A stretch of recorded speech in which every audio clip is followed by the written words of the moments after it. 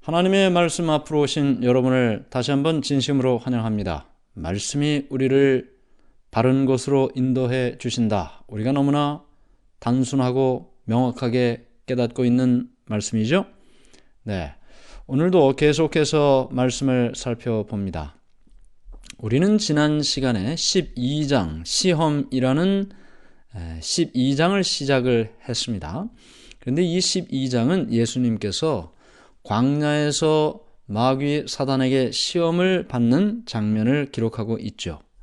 내용이 조금 많기 때문에 다른 때보다 이 12장을 며칠에 걸쳐서 함께 공부를 하고 있습니다. 지난 시간에 우리는 요단강에서 침례를 받으신 예수님, 그 예수님께 성령이 임하였고 하늘에서 하나님의 음성이 들렸다. 이는 내 사랑하는 아들이요 내 기뻐하는 자라.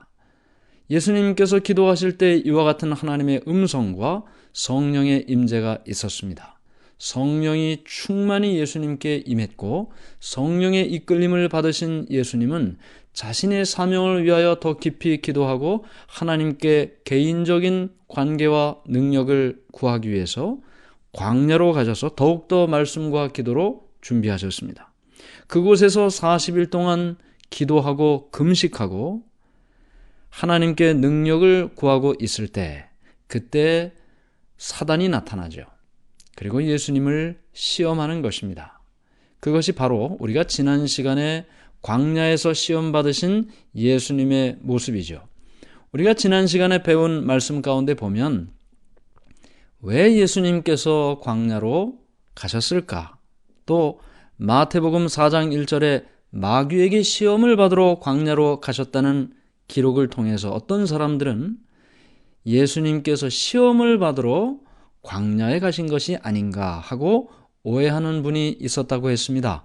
그러나 우리가 마태복음 4장 1절 앞부분에 성령에게 이끌리어라는 말씀도 있고 또 누가복음 4장 1절에는 더욱 정확하게 예수께서 성령의 충만함을 입어 요단강에서 돌아오사 광야에서 40일 동안 성령에게 이끌리시며 광야에 마귀에게 시험받으러 간 것이 아니고 성령에 이끌려 광야에서 기도하고 금식하셨다. 그런데 육체적으로 연약한 그때 사단 마귀가 예수님을 시험하기 위하여 찾아왔다라는 사실을 우리가 배웠습니다. 예수님을 이렇게 유혹하고 시험한 마귀 사단이 예수님만 유혹할까요? 예수님만 시험할까요? 말씀을 함께 나누고 있는 여러분과 저도 마귀의 시험에서 늘 흔들리지 않고 견고하게 믿음으로 살아가야 할 것을 생각하게 되는 것입니다. 베드로전서 5장 8절에 근신하라 깨어라 너희 대적 마귀가 오는 사자같이 두루다니며 삼킬 자를 찾나니 준비하고 믿음으로 승리해야 되겠죠. 사단이 아담으로부터 빼앗은 지구의 통치권에 대한 이야기를 우리가 배웠습니다. 아담이 범죄함으로 하나님께서 주신 이 지구를 통치하는 지배권을 사단이 소유하게 되었다. 그런데 완전히 소유한 것은 또 아니라고 했습니다. 창세기 3장 15절에 하나님께서는 여자의 후손이 이 땅에 와서 뱀의 머리를 상하게 할 것이다. 구속의 경륜의 약속을 주셨죠. 이 약속을 통해서 죄인인 인간에게 다시 구원받을 수 있는 길이 열린 것입니다. 다시 하나님과 이 제사 제도를 통하여 연결되기 시작했고 그들은 아담 이후의 모든 후손들이 하나님께 경배하고 하나님과의 관계를 이어가게 되었죠. 이것이 이제 예수님이 이 땅에 탄생하시는 그 시대까지 이르러 온 것입니다. 어린 양으로 상징된 예수님이 이 땅에 오셨고 이 예수님이 여자의 후손으로 오셨기 때문에 마귀를 멸하고 온 인류와 죄인에게 구원을 선물로 주신다는 것이 성경의 약속이죠.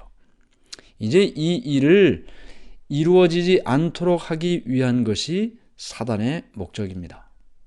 인간의 마음 속에서 끊임없이 반복되는 선과 악의 싸움, 그 싸움에서 악이 승리하고자 사단은 여전히 활동하고 있는 것이죠.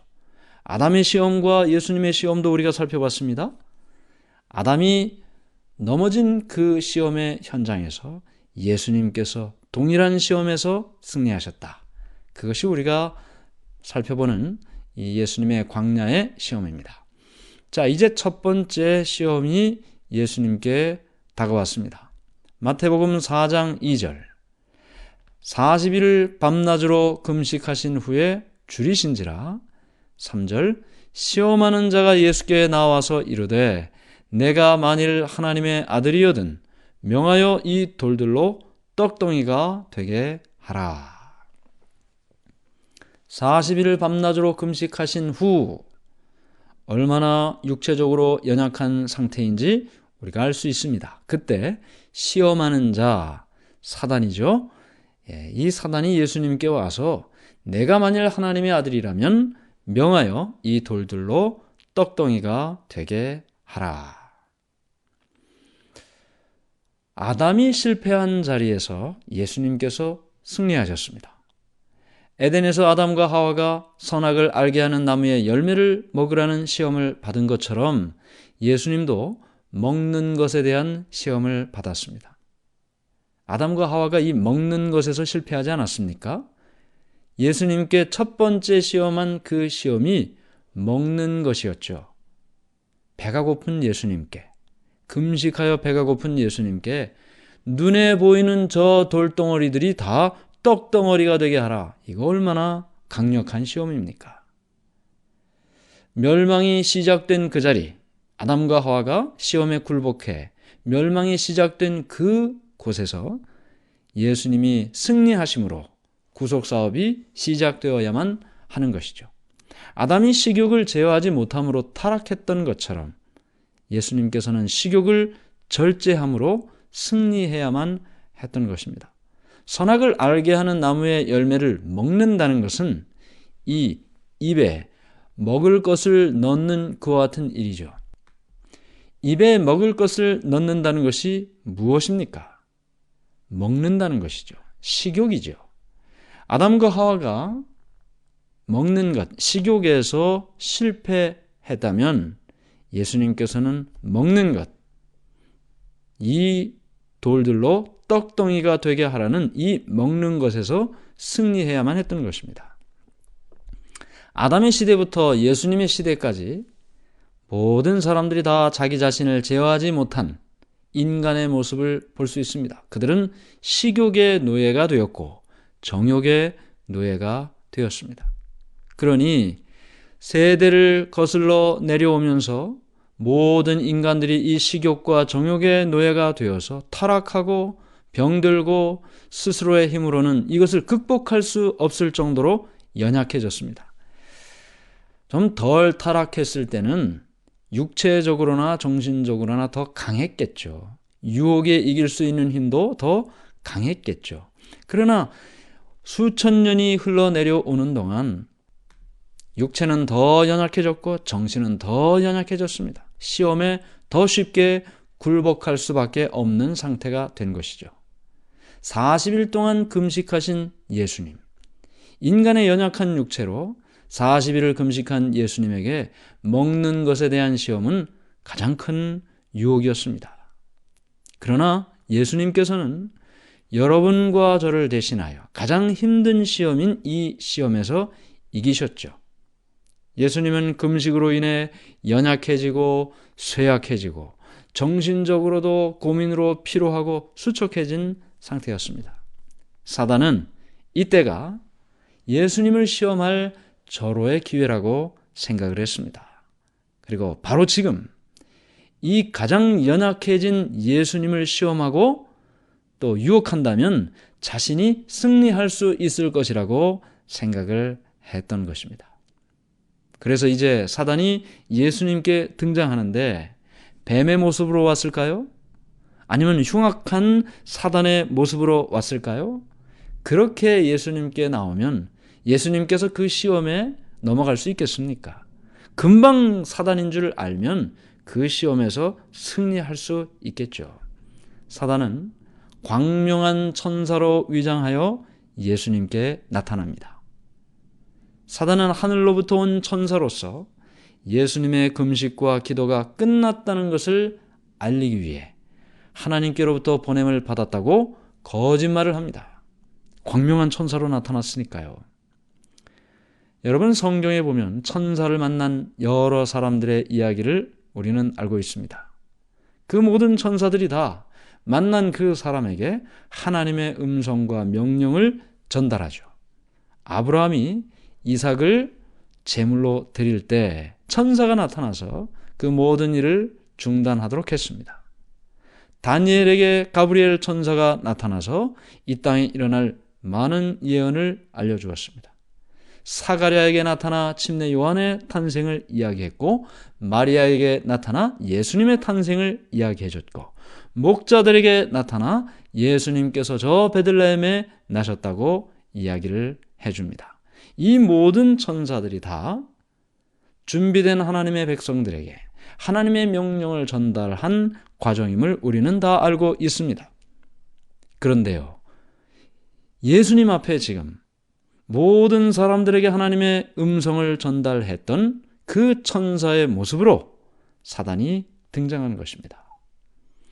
기진맥진한 상태에서 음식을 갈망하고 있는 예수님에게 내가 만일 하나님의 아들이라면 이 돌들로 떡덩이가 되게 하라, 그렇게 말을 한 것이죠. 그런데 예수님이 아무리 먹을 것이 없이 금식하여 기진맥진한 상태에 있었다 해도 사단이 한 이 천마디를 듣고 그가 누구인지를 대번에 알게 됩니다. 내가 만일 하나님의 아들이라면, 이 말 속에는 불신이 숨겨져 있습니다. 불신. 믿지 않는다는 말이죠. 믿음이 없다는 말입니다. 내가 만일 하나님의 아들이라면, 자, 요단강에서 침례 받으실 때 이는 내 사랑하는 아들이요 내 기뻐하는 자라, 하나님의 음성이 있었습니다. 이것은 의심할 필요가 없죠. 기도하시는 예수님에게, 사명을 위하여 간절히 기도하시는 예수님에게 하늘아버지께서 이는 내 사랑하는 아들이요 내 기뻐하는 자라는 확신의, 보증의 말씀을 주셨습니다. 이것을 의심할 필요가 없는데요, 지금 사단이 뭐라고 말합니까? 내가 만일 하나님의 아들이라면 이 돌들로 떡덩이가 되게 하라. 만일 사단이 말한 대로 돌들이 떡덩이가 되게 했다면 그것은 하나님의 아들에 대한 의심을 인정하는 일이 되는 것입니다. 내가 하나님의 아들이기 때문에 이 돌들로 떡덩이가 되게 한다라는 것이 되니까요. 사단은 예수님에게 했던 이 질문, 내가 만일 하나님의 아들이라면 하는 이 질문을 예수님께만 한 것이 아닙니다. 창세기 3장 1절에 하와가 범죄하는 장면이 기록되어 있지 않습니까? 뱀이 나타나 하와를 유혹하는 장면이 있는데, 이때도 역시 불신이 숨겨져 있는 질문을 합니다. 의심을 갖게 하는 질문을 합니다. 창세기 3장 1절. 그런데 뱀은 여호와 하나님이 지으신 들 짐승 중에 가장 간교하니라. 뱀이 여자에게 물어 이르되 하나님이 참으로 너희에게 동산 모든 나무의 열매를 먹지 말라 하시더냐. 하나님이 정말로 동산 모든 나무의 열매를 먹지 말라고 하셨냐? 하나님께서 정말 너에게 이렇게 하라고 말씀하셨단 말이야? 이 사단의 말에는 하나님의 말씀에 대해서 전적으로 신뢰하는 것에 대해서 약간의 의심을 하게 만듭니다. 정말 하나님께서 너를 사랑하신다면 이것을 먹지 말라고 하실 이유가 없어. 먹지 말라고 하셨다면 정말 사랑하는 것이 아닐지도 몰라. 사단의 시험은 하나님의 말씀을 의심하는 일에서부터 시작합니다. 이게 참 중요한 대목이에요. 사단의 시험은 하나님의 말씀을 의심하는 일에서부터 시작한다. 내가 만일 하나님의 아들이라면 하나님께서 너를 이렇게 대우하실까? 네가 만일 하나님의 아들이라면 이런 광야에서 음식도 없고 친구도 없고 위로도 없이 이렇게 버려 두실까? 내가 만일 하나님의 아들이라면 이런 어려움에서 네가 스스로 너를 구원해봐라. 돌들이 떡덩이가 되게 해라. 너는 그런 능력이 있잖아. 이것이 사단이 예수님께 시험한 첫 번째 질문인 것입니다. 하나님의 말씀을 의심하게 하는 질문이에요. 그런데 이 사단이 시험을 할 때, 하나님의 말씀을 의심하게 하는 시험을 하는데 이 시험의 목적이 무엇일까요? 이는 내 사랑하는 아들이요 내 기뻐하는 자라. 예수님이 침례 받으실 때 하나님께서 하신 이 말씀을 예수님만 들은 것이 아닙니다. 사단도 이 자리에 함께 있었습니다. 그 말씀을 들었습니다. 예수님이 하나님의 아들이라는 사실을 사단도 같이 들었습니다. 이 말씀은 예수님의 사명에 확신을 주기 위하여 하나님께서 말씀하신 것입니다. 사단은 예수님과 하나님 사이에 인간 구원을 위하여 함께 일하시는 이 두 관계를 원하지 않았습니다. 하나님께서는 죄인으로 죽을 수밖에 없는 모든 사람들을 구원하실 계획을 하시고 그 계획을 실제로 이행하시는 하나님의 아들 예수, 그 두 관계, 인간의 구원을 위하여 함께 일하는 이 관계를 원하지 않았습니다. 그래서 예수님께서 자신의 사명에 확신을 갖지 못하고 흔들린다면 선하게 이 싸움에서 자신이 이길 수 있을 것이라고 생각했습니다. 그래서 하나님의 아들이라면 하는 말을 한 것이에요. 낙담과 배고픔 속에서 하나님 아버지에 대한 믿음을 잃어버리고 자신을 위해 이적을 행한다면 예수님의 사명은 망가지게 될 것이고 구원의 계획은 깨어질 것입니다. 그래서 하나님의 말씀에 의심을 갖게 하고 사명에 대하여 불신하게 만들고 그리하여 이 사명을 이루지 못하게 만들면 인간을 구원하고자 하는 하나님과 예수님의 계획은 실패하게 되는 것이죠. 그런데 지금 이 시험이 이루어지는 이 광야의 사단과 예수님은 사단이 훨씬 더 능력이 많아 보입니다. 왜냐하면 예수님은 연약한 인간으로 오셔서 벌써 40일을 금식했기 때문이죠. 그런데 성경에 보면 예수님과 사단의 싸움이 지금 이 광야에서 처음이 아닙니다. 저 하늘에서부터 시작이 됐었죠. 하늘에서 예수님과 사단 사이의 싸움이 있을 때는 예수님이 훨씬 더 능력이 많았습니다. 하늘에서 반역했던 루스벨은 천사장이었고 천사 가운데 가장 우두머리였고 예수님은 어땠어요? 창조주로서 만군의 총사령관이었습니다. 그러나 지금은요, 이 광야에서의 사단과 예수님의 싸움의 모습은 어떻습니까? 사단이 훨씬 더 힘이 세죠. 예수님은 연약한 40일을 금식한 연약한 인간이기 때문입니다. 사단이 훨씬 더 유리한 위치에 있습니다. 이 사단이 예수님에게 말하는 것입니다. 하늘 천사들 가운데 가장 강한 천사가 이 땅으로 추방됐다. 하나님에게서 버림받고 사람에게서 외면받은 그 타락한 천사가 바로 예수, 당신이라고. 지금 그 타락한 천사가 루스벨, 사단 자신이죠. 그런데 예수님께는 이렇게 이야기하는 겁니다. 하늘에서 천사가 이 땅으로 추방됐고 그 하나님에게로부터 버림받은 천사, 사람에게서 외면받은 그 천사, 그가 바로 예수 당신이라고. 만일 당신이 천사가 아니라면, 신이고 하나님의 아들이라면 능력을 행해서 당신이 그런 존재라는 것을 입증해 보라고. 내가 만일 하나님의 아들이라면 이 돌들로 떡덩이가 되게 하라. 창조의 능력을 행하면 하나님의 아들이라는 명백한 증명이 될 것이라고 지금 예수님을 시험하고 있는 것입니다. 그렇게 하라고요. 광명한 천사로 가장한 사단의 말을 듣는 예수님, 그 예수님의 마음속에 그렇게 하고 싶은 생각이 있었을까요? 없었을까요?